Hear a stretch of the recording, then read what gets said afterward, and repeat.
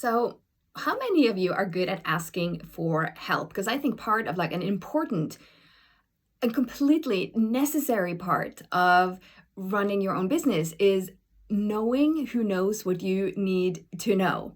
So, for instance, if you want to start a podcast, who do you know who's already started a podcast who you can ask for help? Like, asking for help is so important because when we feel stuck and we don't know, we can waste so much time trying to first of all, beating ourselves up for not knowing what we think we should already know. And secondly, like, oh my God, should I ask for help? Could I don't want to be a burden.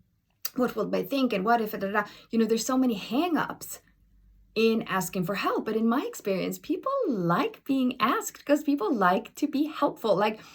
When I used to work at the Norwegian embassy, I was completely new in the world of diplomacy and all the weird rituals and ceremonies and protocols that were in place there. For instance, like when a new ambassador came to town, he had to have to give his credentials to the Queen. So then the horse and carriage would drive from Buckingham Palace, pick him up at his residence, drive to Buckingham Palace where he'd give his credentials, meet the Queen, yada, yada, back again and have a reception, right? And then I was the private secretary to this new ambassador, and I'm like, I had no idea who should be invited. Who do I ask? How does this work? Do the horses need food when they get there? And how do I schedule it? And who do I talk to at Buckingham Palace? And who do so confusing.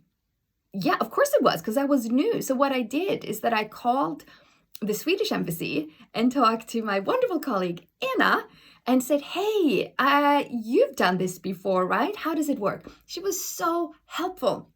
So we're not supposed to do everything ourselves. There are people out there who knows what you need to know. And I think, again, when I was working on my book and I needed a book cover, and I'm not an illustrator, I don't want to get into graphic design. Even if I wanted to, I didn't know where to begin. It would take so much time. My uncle is an illustrator. He's an amazing artist. So I just sent him an email. Hey, can you help me with this book cover? Within 3 minutes, he said, yes, of course. I mean, and if he had said no, that would have been fine too. The point of asking isn't that you always get a yes, but you practice the art of seeking out helpers. That's really what it is. If you read as many fairy tales as I have, that the little hero or little, whatever it is that is on their personal hero's journey, there's always helpers along the way. And sometimes they appear out of nowhere.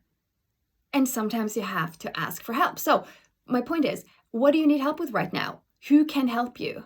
When I started, when I created my website, I didn't know how to make a website. My husband did, so he helped me. Sometimes the help is in the house. Sometimes you need just throw up a post on Instagram or Facebook. Hey, I'm wondering, can anyone help me with? And someone will always know the answer. So do not be afraid to ask for help. Do not be afraid to ask for help. Do not be afraid to call on your helpers.